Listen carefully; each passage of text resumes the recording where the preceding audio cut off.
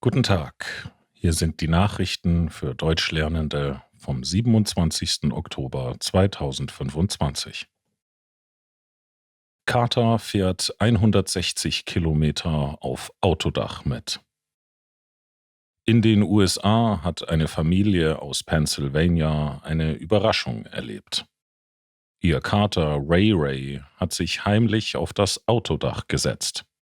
Die Familie ist dann rund 160 Kilometer gefahren, ohne ihn zu bemerken.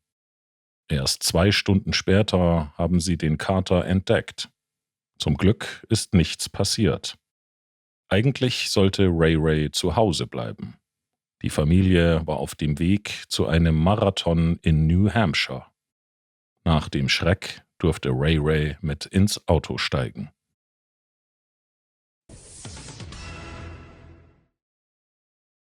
Vogelgrippe breitet sich aus. In Deutschland breitet sich die Vogelgrippe immer weiter aus. Viele Geflügelhalter verlieren viel Geld. Schon etwa 400.000 Tiere mussten getötet werden, um die Krankheit zu stoppen, sagt das Friedrich-Loeffler-Institut. Am stärksten betroffen sind Betriebe im Norden und Osten Deutschlands. Vor allem in Mecklenburg-Vorpommern und Brandenburg wurden sehr viele Tiere getötet. Dort mussten über 150.000 Hühner in 2 großen Betrieben vernichtet werden. Experten warnen, dass die Lage wieder sehr ernst werden könnte. Ähnlich wie vor ein paar Jahren im Winter 2020-2021. Damals mussten in Deutschland mehr als 2 Millionen Tiere getötet werden.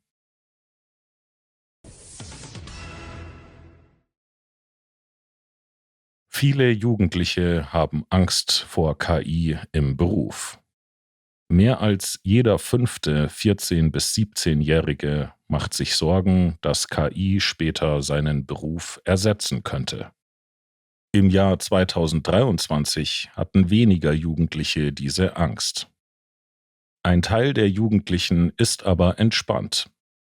23% glauben überhaupt nicht, dass KI ein Problem ist. 46% sagen eher nicht.